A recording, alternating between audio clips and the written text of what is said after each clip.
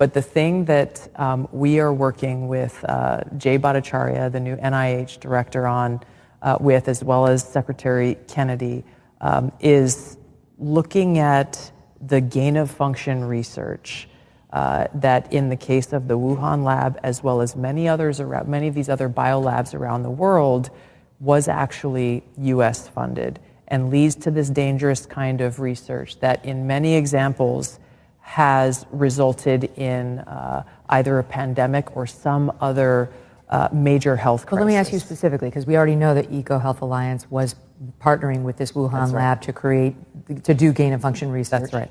We just have never been able to have somebody say, it was that exact experiment that led to this COVID bug. But have we gotten there? What's the new thing that you're digging in on? We are working on that with Jay Bhattacharya, and look forward to being able to share that, hopefully very soon. Okay. That specific link.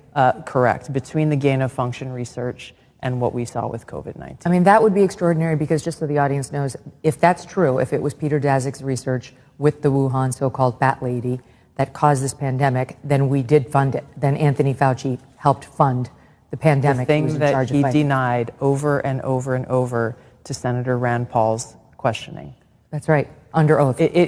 Under oath, exactly. So is it any wonder that he sought a preemptive pardon for anything during a certain period of time by President Biden before he left office? And then strong-armed and smeared people like Dr. Jay Bhattacharya, anybody who came out and said, I don't know if that's natural. This actually smacks of lab.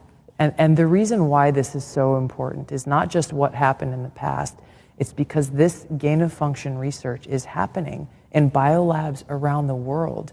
I got attacked, and I think you saw this, we've probably talked about it on your show before, when I warned against US-funded biolabs in Ukraine when the Russia-Ukraine war kicked off, for this very reason. Who knows what kinds of pathogens are in these labs, and if released could create another COVID-like pandemic.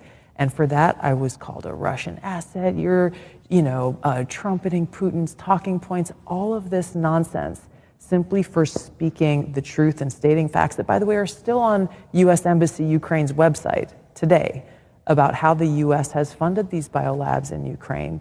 But my point is, in order to prevent another COVID-like pandemic or another major health incident that could affect us in the world, we have to end this gain-of-function research and provide the evidence that shows exactly why and how it's in our best interest, the American people's best interest, to bring about an end to it.